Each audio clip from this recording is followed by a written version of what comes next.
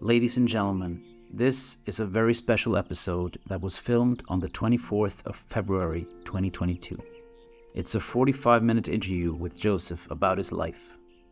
It was my intention to release it back then, but I sadly never got around to it. I must admit that the reason why I insisted on filming this was just in case Joseph would eventually lose his battle with cancer. As we all know, our dear friend sadly passed away on October 13th. The interview was completely improvised and I did it without any sort of crew, so please excuse the technical flaws with sound and lighting. Rest in peace and puns, Joseph. Kind regards from the remaining baller, Andreas. Is it recording? Yes. Hello, recorder. So that stops after half an hour, so now we need to restart it. That sounds stupid. Yeah, but I never found a button. Don't worry, it doesn't surprise me. It's the same as a G-spot, I guess. Alright, so...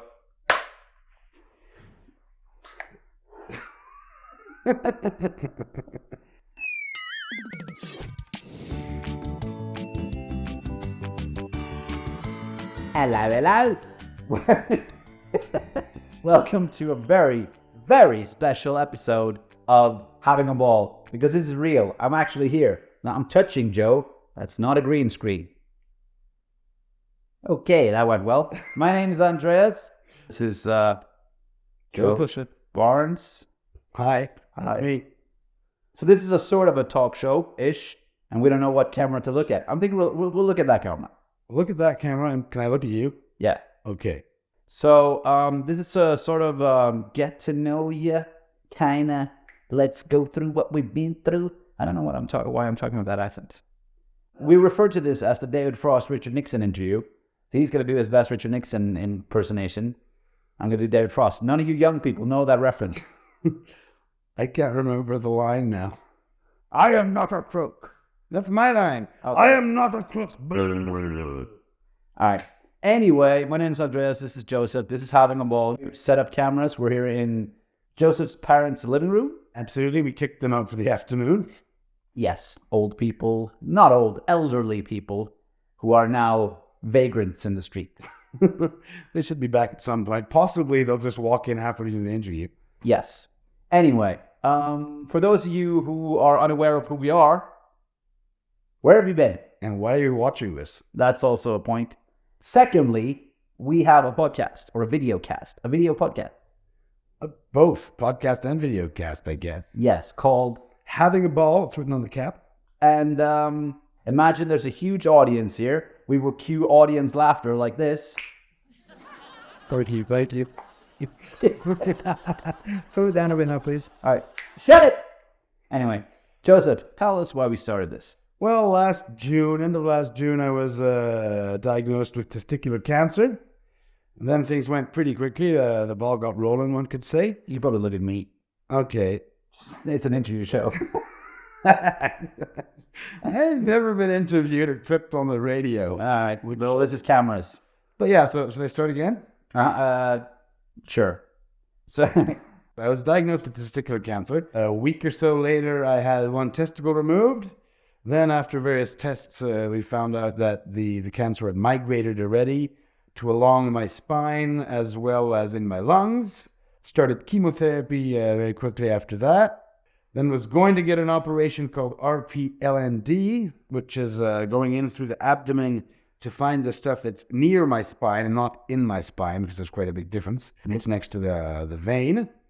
Then this beginning of the year has been kind of weird, because I was supposed to get that operation. It was canceled. Then they decided to operate on my lungs first instead.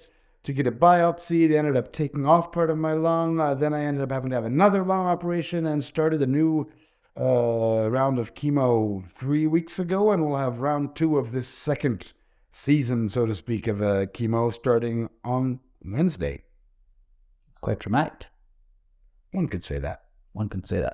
All right. So we started a podcast in July, the first episode, I think. All right. So anyone who wants to see a chronological tale of what your cancer journey has been like can just go back and see that. We don't have to repeat it. Exactly. There's already 15 episodes, I believe, and it might sound depressing to watch a show about cancer, but we find cancer really funny.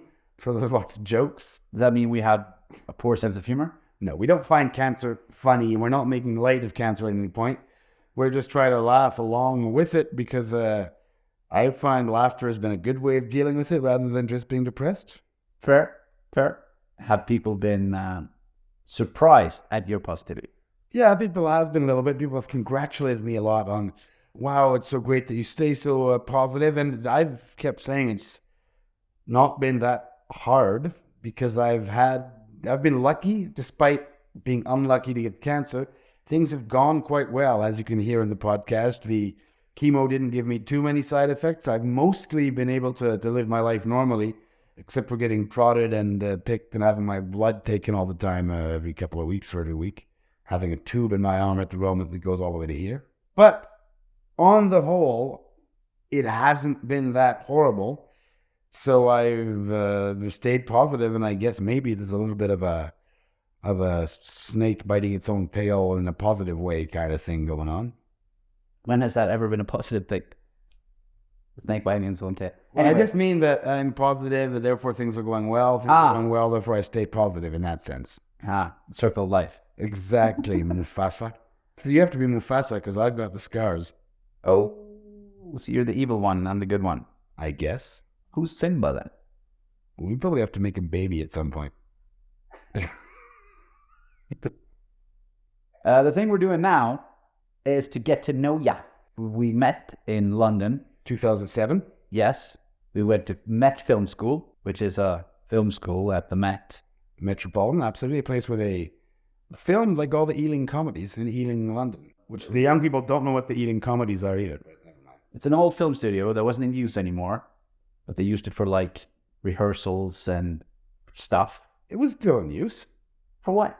For making movies. Our movies. No, they also had sets. We had Jake Gyllenhaal there filming. But he was only there for like a test. Possibly, but they filmed parts of The Descent too there while we were there. When they built a whole cave in one of the sets. All right, so I'm misinformed. You were misinformed and not very observant, I would say. This is what I do. I also once saw Dame Judi Dench on my way to school even, I remember. In full Victorian garb, a big dress, and she looked at me, so I wasn't going to just look at my feet, and I said, hello, and she curtsied to me, which I thought was pretty cool. She did? Absolutely. And then hit you with her scepter? No, I can ran. Okay. And I can ran faster than Judi Dench, so things went well for me. Interesting.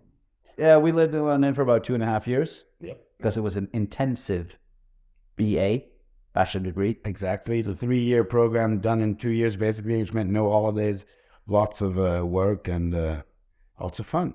Yes, and lots of beer. There were 1 or 2 beers involved. Alcoholic beverages. We bonded over them, one could say. Yes, also our hatred towards other people. Oh, maybe that was just me. You don't mean other people in the school particularly, just other people in general in the whole world. Exactly. Yeah. I'm not a fan of people. Anyway, that's what we did. But let's go further back. Let's get to know Joe. So you were born here in what city? Neuchâtel, Switzerland. And you are not Swiss. I'm not Swiss. I could have been Swiss years ago, but I chose not to get the Swiss nationality because otherwise I would have had to go to the army. Is that the main reason? Pretty much. But when you were born in Switzerland to a Dutch lady and a Canadian man... That's correct. Isn't there some sort of form? What nationality is this, baby? Wouldn't that happen? I don't know if they would have been able to choose directly on my birth. If someone calls you a Swiss person, do you say, no, Canada? Well, I correct them, but I'm not offended or anything, because I probably have quite a few Swiss traits, I would imagine, as well. So you like cheese, you're on time, you like chocolate, you know how to ski. Are there any more Swiss traits? That's it. All right. Fair? Yeah.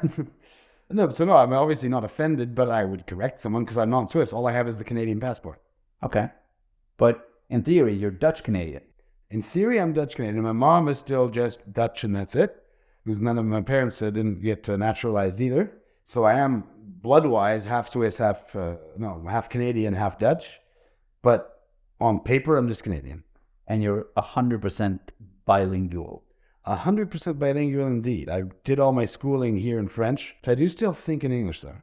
If you think about something really complicated, you have to be like, what's that in French? No, not really. But sometimes I'll think of a joke in English and then realize I can't say it in French because it won't make sense. Every conversation at home has been in English. 100%. With my parents, I want to speak English, and even with my brother, which I think maybe is rarer for people that have grown up bilingual in a different country. We speak English 100% of the time together. Sometimes we'll have dinner with French-speaking friends, and we'll try to speak French so people can understand us. It usually lasts about 20 seconds, and then we flip back to English just immediately. And then if either of us wants to say something important or say something to them, we'll go back to French. But it's just so bizarre for me to speak French with my brother. Okay. So did your mom ever try to teach you Dutch? Nee. No, she didn't, because she sort of grew up all over the world. And if you would meet her, which you've done, she sounds more like a North American person than a Dutch person. Do you say North American to avoid saying American when you're Canadian? Because No. she sounds American. Anyone would think she's from the US. They couldn't think she's from Canada? Well, sure, but nobody thinks that. Because why would you consider Canada if you hear an American-sounding accent? I guess. Unless they say like story and A and bacon and maple syrup in every sentence and Canuck. I can't remember if there was a question at the beginning of that, but yes. Dutch. She didn't teach me any Dutch. I learned a bit just from having listened to her when she spoke to my granddad back in the day. She'd speak Dutch with him often when she didn't want us to understand. So we'd get little bits of it. And I can decently understand Dutch also because I learned German at school. But in any case, if you speak English, there's no real point to learning Dutch because every single Dutchman and Dutchwoman in the world speaks English, I think. And I already know the answer, but why do you think that is? Why do Dutch speakers speak good English? The main reason is probably because they don't dub things. From their youngest age, kids will watch things on TV, except for maybe Disney movies, that will just be in English and subtitled. Which is a good thing. Good thing indeed. Cool beans. So how old were you before your French was better than both your parents? Even though they're teachers. Hard to say exactly, but probably 7 or something. No, they probably still had much more vocabulary than me in French, but I didn't have an accent. Basically, as soon as I learned French, it was when I went to kindergarten. They've been here a long time. They still have accents, but they both have very good vocabulary and grammar and speak excellent French, but you can still tell they're not actual French speakers. Would you say English is a richer language than French? You're only saying that because you know it is. No. My mom likes to say it. English has like 70% more words than French. 70%? I believe so. But it's also because it's easier to become a word in English. Because English dictionaries are descriptive of the language. If people say something, it gets into the dictionary. And that doesn't happen in French? A lot of French has to go through the commissions and they decide, and every year they add certain words that they've been voted on, I believe. I don't know the exact process. But English is just, if enough people say it, it's that way, which gives you funny definitions like the word literally, which means literally. But it also literally means the opposite at the moment in the dictionary. Literally also means figuratively. Okay. Because a lot of people say things like, oh, that man was so rich, he literally had money coming out of his ears. He obviously didn't literally have money coming out of his ears. Uh-huh. But now it's an accepted form. It's no longer incorrect. Literally in the dictionary means literally and its opposite. So French people from France have a reputation of being frumpy or being, what'd you say? Like, what am I looking for? I don't know. I'm not eccentric. They do? Yeah. Kind of like, they're French, they do what they want. We smoke and we don't care. I blow smoke in the face of a newborn baby. I'm French. That kind of thing. So the last time you met a French person was like in 1970? Yes. I love stereotypes. I can see that. They exist for a reason. Anyway, what would you say is the main difference between French-speaking Swiss people and French people? Well, it's hard for me to say. I don't think there's an exact typically Swiss person. It will also depend on where you go. If you go to Geneva, which is right in the French border, people will be closer to actual French people. Well, that's a horrible fucking answer, but sure.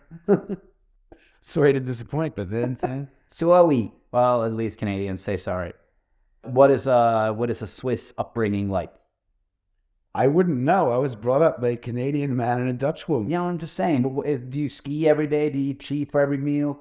Well, I don't ski every day now. When I was a kid, we probably skied, 15 or 20 weekends a year. That's quite a lot. With a few weeks. We did ski a lot. And cheese every day almost, or at least 5 times a week. A piece of Gruyere, but I also actually quite enjoy the cheddar. Okay. Do you think that doing this all the time makes you look more intelligent? Less intelligent. I wouldn't have thought that was possible. All right, so you moved to London and to study film. 2007, Why? to study film. Yeah, but why? What was the plan? We not necessarily go so far as to say it was a plan, but I tried various different things at university before that. For instance. Physics, Really? economics, Really? indeed, and political science. Fuck me. And each of those three things I started and did about a year and realized I don't want to be doing this for the rest of my life. So you have, in theory, a BA in physics, economics, and then the third thing. I think I didn't do those long enough, so I have a BS in those maybe, and a BA in film studies. Because one thing I'd always liked always, was movies. Quite obsessed by them, and it always seemed like something I'd like to do, but at the same time, I mean, I'm not living in LA, in Switzerland. At least when I was a kid, it didn't seem like a real viable option to get a career in movies. And after having tried various things that didn't work out, I figured, well, maybe you could do it. And with lots of help and encouragement from my parents, decided to go to London and give it a try. Okay. Still haven't made any Hollywood blockbusters yet, though. You said yet. That's a good thing. Do you remember the defining movies of your childhood? Yes and no. I know that some people know lots of the movies from their childhood really, really, really well because they would watch them 10, 15 times. And I've never really done that. I'm sure there are a few I've watched several times. But I just liked movies in general. It's probably more when I got to be 12 or 13 that I started getting obsessed. Okay. And I don't know. I started getting obsessed with stupid comedies and action movies that any kid would see. Then maybe at about 15-ish, 16, started getting interested in more what I'd call cinema, and discovered people like the Coen brothers or Paul Thomas Anderson. But and then sort of realized how much more there is to cinema than just having a laugh or blowing something up. Fair. But do you have, like, you sort of answered that, do you have any cinematic highlights? Sort of, I remember seeing that movie and that movie changed my life somehow. I remember, but this is like 16. It's not as a kid. I remember going to see Fargo, the Coen brother movie, which I'd never seen, as far as I know, Coen brother movie till then. Didn't really know much about the movie. I just heard it was good. It was probably already been nominated for Oscars or whatever. And I went to see it and was just absolutely blown away. I just remember sitting there and everything that happened, it just got better and better and better. And came out of it and wanted to see it again, basically. And did you or did you not, considering you don't watch movies again? I have seen Fargo. I didn't say I'd never watch movies again. I have seen that one probably 5 or 6 times at least, like most of the Coen brother movies. So do you have a top 3 of Coen brothers movies? If you had to, gun to your head. Fargo, Lebowski, and No Country for Old Men, I guess. So, considering you're quite a wordsmith, quite good with words, have you ever considered writing? Well, yes. I mean, Like, properly? We did it in school, but, like, have you ever sat down and, like, I'm going to write some sort of script? Well, I've written some. I've done a few short films here in Switzerland over the past 5 or 6 years with a friend of mine, which I would say, well, seriously, we took the time, even though they were just short 5-minute films, spent a lot of time writing it, really choosing the words that we wanted, making it precise, thinking about backstory for the characters. So yes, and I have had other things. I haven't written a feature yet. But at the moment, funnily enough, I'm thinking of maybe writing more of a book kind of thing. Okay. What kind of book? About cancer. About the experience of having cancer or about cancer itself? No, about the experience, really, of having cancer, because other people would know more about cancer. But it would more be probably little short chapters, a couple of pages, 2 pages a page, little snippets of things that happened to me. Maybe the day I found out I had cancer, but also a lot of more funny anecdotes of just things that happen at the hospital, things that happen in the oncology ward that stand out. Because there is a lot of funny bits of life that happen if you sort of pay attention during this whole thing. So more or less a book version of the podcast then? Kinda. Without your bad jokes, though. Yeah. I mean, if you erase me, that's a great book. That'll be a good way for you to remember all the stuff that has happened, looking through the old podcast episode. Oh, most definitely. And also, I have tons and tons and tons of little notes and little things I've written. You have written it down. I've written a lot down, not everything. I definitely have to both read my notes and watch the podcast if I wanted to recall everything. Do you write in French or English? Almost exclusively in English, except if it's like a quote or something that someone said, a doctor or a patient in the hospital. But otherwise, it's pretty much exclusively in English. Do you have a working title? Probably purely anecdotal. Purely anecdotal? Yeah. Because there'd always be little anecdotes rather than a whole story. And so that's the title I've been thinking of these past 2 days, weeks. Okay. Or like maybe to purely anecdotal, my journey with cancer or something cheesy like that. Yes. I was going to make a joke about colon cancer, but you don't have that. So. I knew you were. I was thinking the same thing. Okay, so it would be called purely anecdotal, and then I would put 2 balls over each other. Nice. Instead of a colon, and then whatever cheesy thing I come up with. All right. So you're quite the reader. You read a ton of books in your life. Yes, as you can see by all these books that aren't mine. Yes. But I mean, you had parents who had read a lot. Absolutely, and I count myself extremely lucky that they passed on their joy of reading to me. Does Kevin, your brother, have the same joy? I believe so. He probably doesn't read quite as much as me because he's a lot busier all the time. On average, how many books do you think you read per month? Probably a good year between 30 and 60 books. Okay. Sometimes more. Depends. It's funny, during this whole cancer ordeal, like even time in the hospital, I expected to read a lot more. And I actually haven't read that many books in the past 8 months. So do you feel it's hard to read when you're ill? No, it's partly because, as I've mentioned in the podcast, I've got this WhatsApp group that I started at the very beginning, is pretty much 2 weeks after getting cancer. Instead of having to answer every person separately, I made a WhatsApp group where I tell them in funny form. That would also actually be another source of my story, because some of the anecdotes are in there in short form. And so there's 90 people in that group, and I get a lot of messages and a lot of things from people. And when you're in the hospital, you actually have nurses coming all the time. So it's kind of hard in those periods to actually just sit down for an hour nonstop and read. And if I'm getting interrupted, be it by an SMS or a nurse, it's sort of frustrating. So I read a lot less than usual, but still. You missed a few books? No, because I did other stuff. Yeah, no, not really. So who is the target audience? People with cancer or everyone? Well, I would hope everyone. I mean, I do hope, and I have been told people I know or people that know people that have cancer have said it has helped them watching it, because it sort of lightens the mood a little bit to see that somebody else is laughing about it. So I would hope it's just for everybody. Okay. Maybe not like toddlers, because they'd probably be bored. And some of them can't even read anyways. They'd be like, the book. And then what's the point of that, right? All right. That sounds exciting. Well, I'm only going to write it if I actually survive, though. That's a key point. So if you were to not survive, how do you want to be remembered? Have you thought of that? No. I know it's a morose and sad question. If you thought to yourself, how would Andreas describe me? He'd hopefully say I'm one of the funniest people he's met. Damn it, I wasn't going to laugh there. I don't know. I don't think people would think I was funny and nice, and that I didn't commit genocide. That's always a winner. Yeah. That's nice. One of the best personality traits about you is your lack of genocide. So far.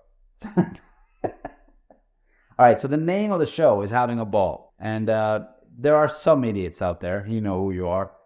What does that mean, having a ball?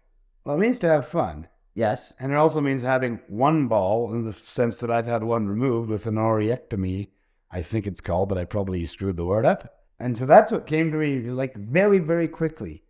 After learning I had cancer, I sort of decided I wanted to do something with it. Partly because you said, film everything, make a movie. Yeah. After having said, oh, I'm sorry.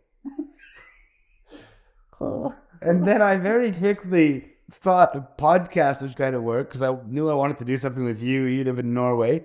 Podcast sort of the simplest thing. And I told this to my aunt. Hi. Who's probably watching this. And she burst out laughing. The nurse? Exactly. Nurse Daphne. Exactly. The one indeed. The one and only. Hey. So that's cool. And yes, having a ball. It's a good show, we think. We do.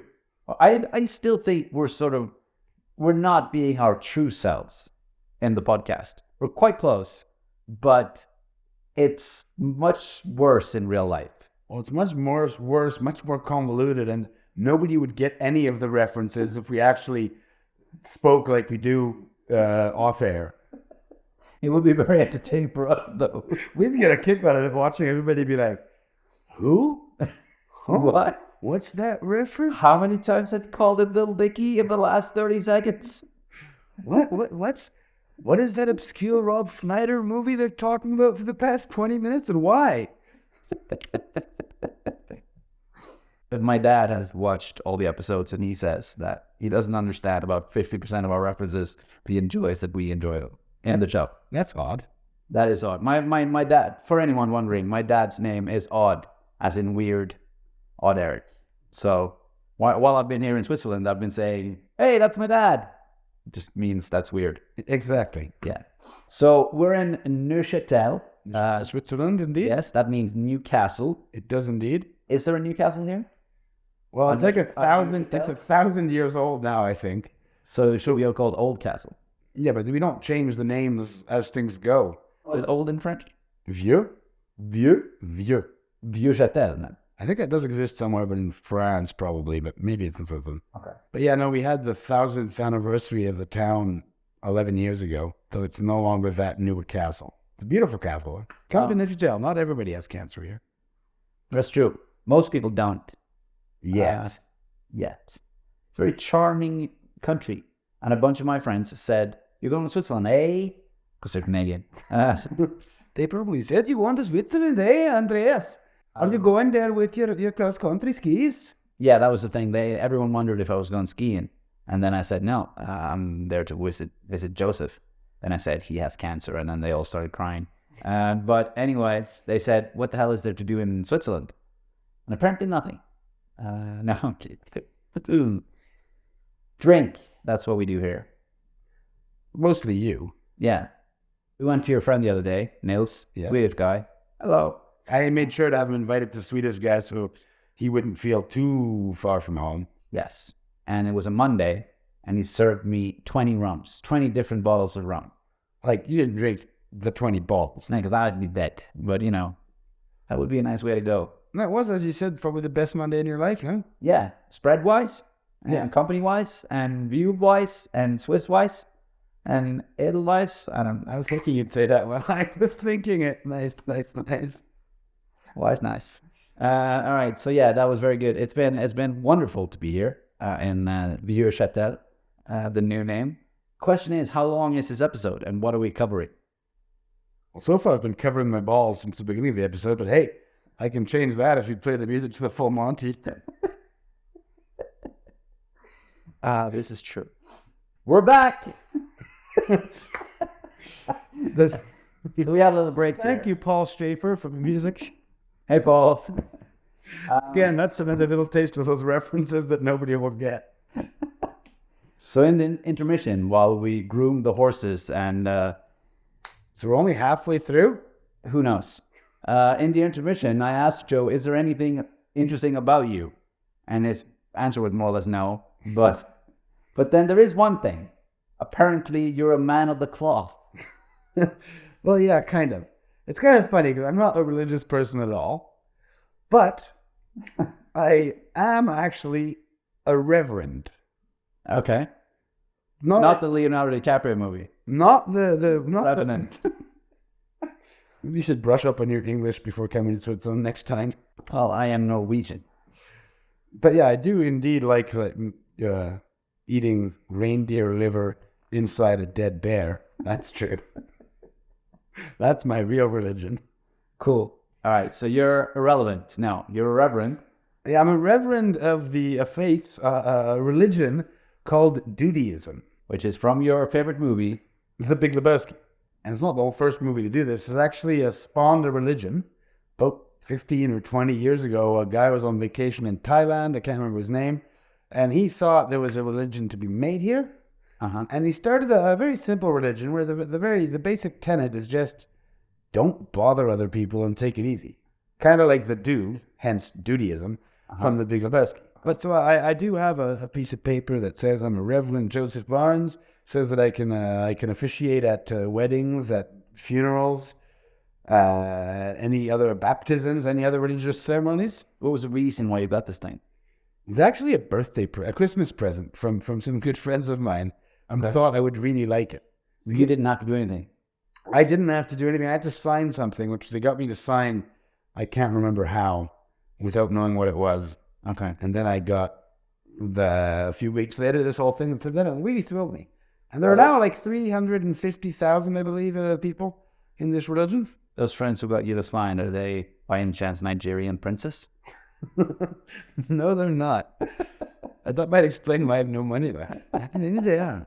So have you done any officiating? Well, none of my friends get married, so not yet. Possibly because people don't want to be married by a dude in a bathrobe with a white Russian who has cancer. I don't think the cancer is the problem. If you baptize a child, will that be in White Russian? I mean, probably. That's not going to get me any more baptism sign-ups, is it? It's true. It's really disgusting ruining such a huge batch of White Russian with a child's head. Indeed. Do you like White Russians? The drink or the ones attacking Ukraine as we speak? Damn it, now I have to stop liking White Russians. Yeah, I mean, it's not a great day to go have a White Russian in a bar. So yeah, this is the day where World War III potentially started. We're shooting it the same day. Yeah, Who knows where the world might be when we... Yeah, because that's how we are. We thought, hey, the world is falling to bits. Let's do some comedy. Let's talk about ourselves. Yeah, exactly. All right, so you've done, since finishing school, you've been involved in a bunch of different shite, but mainly using your voice with what? Well, exactly, with a microphone. That's always a winner. I spent 8 years working at a radio station in the next town over. In Vienna? In Biel-Bien, exactly, which is the German and French names of this bilingual city in Switzerland. So I worked there for 8 years, doing mainly, but not only, the morning show, lots of early wake-ups. How early? I would start on air at 6 or 5:30 at the end. So wake up we get to work at about 4:30. For 8 years? Not every day, but about 2-3 times a week, pretty much, yeah. How many hours? Pardon? How many hours on air? 4. 4 hours. All right. And you were the DJ as well? Yeah, kinda, but we didn't really get to choose the music. It was kind of a big program that decided it. I could flip stuff around, but I mostly had to play what was chosen for me. And this was in French, right? This was in French, and so yeah, I did a lot of that and did tons and tons and tons of interviews. With all sorts of people or mainly musicians? With all sorts of people, with just normal, everyday people, because it was a local radio station, so I'd interview, I don't know, the baker and the butcher and the candlestick maker, and just normal people or people organizing events, but also I'd go to many a music festival and concert and interviewed a lot of musicians, some filmmakers as well. We're going to name drop now. Let me hear some highlights of interesting, fascinating people that people might know. And not the butcher, and not the candlestick maker. I mean, I interviewed Bob Marley's son. Ziggy? Absolutely. Uh-huh. No. Damien, sorry. Ziggy's another one of his 52 sons, yes. Okay. I mean, I had so many good interviews. Skunk and Nancy was a great one. The guys from Offspring, which was something I listened to a lot in my youth, so that was pretty cool. We're a punk aficionado. Yeah, for a while, yeah.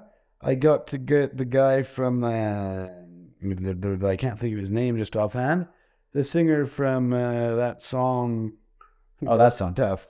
That song about that stuff. Yeah, the guy. You know what I mean, right? Status Quo. That's it. Status Quo was a very, very cool interview because I was allowed 10 minutes with him, and I had like an hour with his assistant right there. He kept saying, stop the interview. And he was like, get away, we're having fun. Oh, nice. So that was nice. Nice. And then you've also done voiceover work. And yeah, since, I started at the same time as the radio now, that's what I mostly do. Not quite enough actually to live on at the moment. Mm-hmm. But I do advertising for various businesses in Switzerland. And I use the movie voice sometimes if I'm allowed to. Is it ever in English or always in French? I've done some English ones actually for watch companies. More in French than anything, a lot more in French than English, but I've done some stuff for watch companies, and it's funny because I can do the voice better in English, I find. And maybe it's just from all the times I said, in a world. So can we hear a little bit of the French version? Dans un monde, c'est juste pas tout à fait pareil de parler en français comme ça. Mais pourquoi pas? Je ne sais pas. Qu'est-ce que t'en penses, Andreas? That sounds pretty believable to me. Cool. And then some people would be like, why are you talking like that? We're selling soap.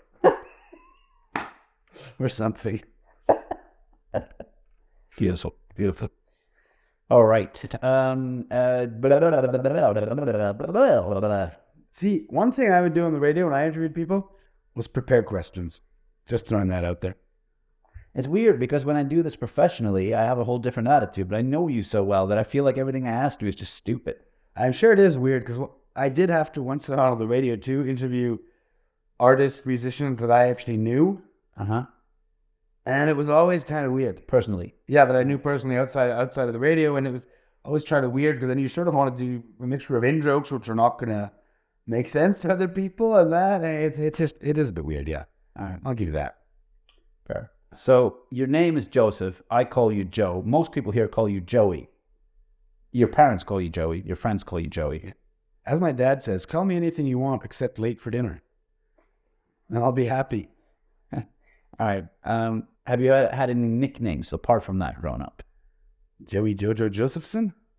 I doubt that. No. Like J-Bone or J-Turkey. Well, one of my good friends who sadly has died since then used to call me Petit Joey Gros Sac, Little Joey Big Bag. Nothing to do with my balls. Just because I always have a backpack that had everything but the kitchen sink in it. Okay. Otherwise, what would I be doing? Just carrying stuff under my arms? How stupid would that be? You have a Swiss Army knife in there? I don't. Have you ever had a Swiss Army knife? I have. Is that like mandatory in Switzerland? Basically. My dad, I would imagine, gave me my first one, yeah. And your dad is Canadian? Yes. From Edmonton? Edmonton, Alberta, indeed. Which is in the middle of nowhere? Pretty much, the northwest, yeah. And it's freaking cold? It's very, very cold in the winter, and it's very, very flat. My dad used to say if you had a dog and he ran away, you could watch him run away for like 3 days. All right. That's nice. So he grew up in the middle of nowhere, and then he went to Europe for some reason. Yeah, originally he was a chemist, chemical engineer in Canada. And then, yeah, indeed, he came on holiday to Switzerland, or not Switzerland, to Europe, like a big vacation in Europe. And a friend of his worked at... Alone? I'm not sure. Maybe. Okay. And a friend of his worked at the Canadian school in the town of Neuchâtel and told him, hey, we've got a job opening here. Do you want to work here? And I think my dad said, well, no, I've got a job in Canada. Don't worry. And then he stayed and he was spent, whatever it was, 2 months, 3 months in Europe, going across the country. Then he liked Europe and the European lifestyle, I guess, so much that at the end of his holiday, he called his friend back and said, hey, that job's still available? And he was told it was, and then came here and has been here for close to 55 years now, I think. And then at some point, he met your Dutch, Singaporean, and Thailandian, Northern American mom. Yeah, well, you're saying all this because you know the story. My mom was Dutch, had both parents were Dutch. She still is Dutch, but both her parents were Dutch as well. And she was born in Indonesia because that's where my granddad worked. What did he do? He worked for Shell, the oil company. Nice. I mean, no. No, nice indeed. Uh-huh. And he worked there, so she grew up in Indonesia, lived there till she was about 8, I believe. So, perfect Indonesian. She did speak it at the time quite well, absolutely, but she actually went to international schools. And then lived in Thailand for a while, New Zealand as well. Went to boarding school in Holland, then went to university to start in Antwerp, Belgium, then finished in Nashville, Tennessee, and was all set to become a Spanish teacher. So she came to Spain on holiday, and in Pamplona, the city where they run for bulls, women weren't allowed to, I believe, but she snuck under the fence or the rope or whatever it was, ran with the bulls, because she thought the whole woman allowed thing was bullshit. So she ran with Michael Jordan, Scottie Pippen, Horace Grant, and won a third one. But to have the balls and basically met my dad like that, as far as I know. And so that was in the mid-70s. And then quickly changed the course of her life, that she decided, rather than being a Spanish teacher in Nashville, to come to Switzerland. That's quite a change. Absolutely. Came to Switzerland and then became an English teacher here. I had children here, me and one, Mike. And so, yeah, I'm kind of glad all those geographically strange things came together to make me. Otherwise, I wouldn't have the joy in having cancer. So they first had your brother Kamani, or Kenneth, and he's 2.5 years older than you, right? That's exactly it. He lives and works in Lausanne. Exactly. He lives on the outskirts of Lausanne, but he has lived all around the area. He's been there for 25 years, I'd say. 25 years. And probably he went to hotel school there to start with, and that has worked in hospitality ever since. He's very good at it. I imagine. Lucky for you, you'll find out tomorrow that he's taking us to a grand tour of the area. Yes. So when this episode is published, then we'll already have done that, and the world will have ended from the Russian World War III. But at least you will have fun too. Cool beans. So then we know a little bit about your origin story. Juicy Origins. That might be the name of this episode. You said it, baby. That was actually the first thing I learned in English before yes and no. My dad said it, baby. My dad taught me to say "you said it, baby" because my uncle and aunt they had friends from Jersey, and then my dad was like, if you want to impress them, anything they say, just answer "you said it, baby." So I was like 4 or something. So you probably said it more like, "You said it, baby." They were like, "You're the baby kid. Get out of my way." You said it, baby. I thought we were talking about me. We are. Stop talking about you, Andreas. You said it, baby. There was one more thing. What was that? You can take questions from the audience now. Yes, questions. Only the one testicle. The other one is fake. No, we don't know where Jimmy Hoffman is. But that's stupid. So, that was a sort of unorthodox Ironball episode where people will get to know you slightly better. They'll be more invested in your cancer now if they want you to carry it on. Hopefully, if they actually watch it. That's true. I want to thank everyone in the audience for coming. It's been a pleasure. I want to thank the audience back home. Particularly the audience watching this, because at least they're not fake. Calm down the booing, everyone. He doesn't mean it. He enjoys all of you. Hopefully this will have been worth watching. Hopefully you watched this far. And if you haven't yet watched actual Having a Ball podcast, go watch it. Go listen to it. Otherwise, tell your friends about it. Like, share. And remember, we haven't said this for a while, but touch your balls. Make sure you don't have a ball cancer.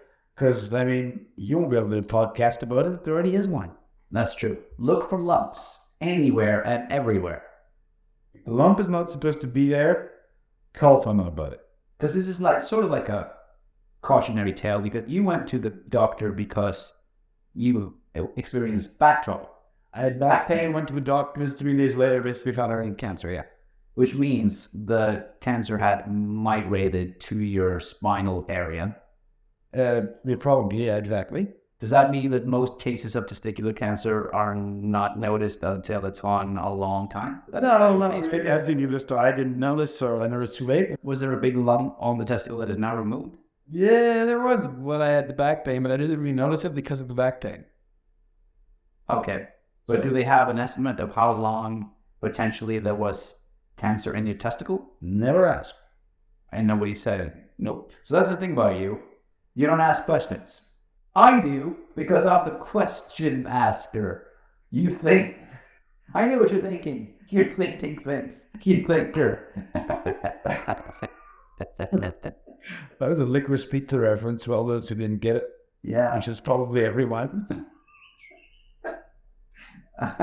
Great mood of the you're thinking. Look for lumps, everyone. And I've said from the very beginning, Having a Ball is going to be more than just a podcast. Yeah, probably a musical next.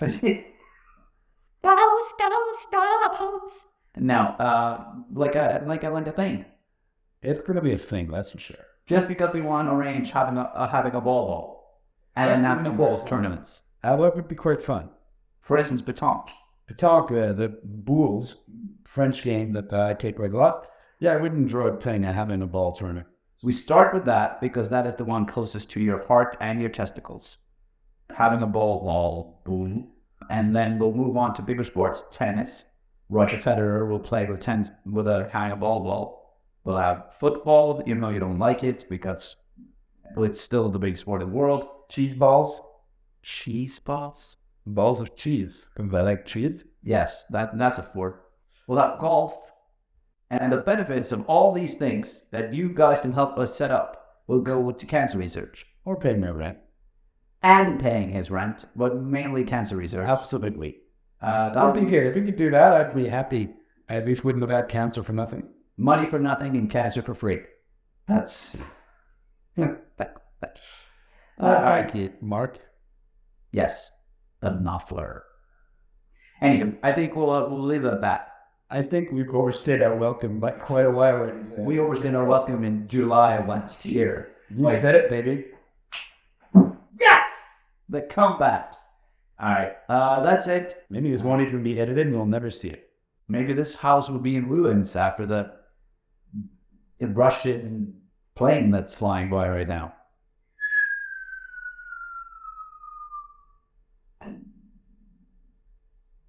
Bye-bye.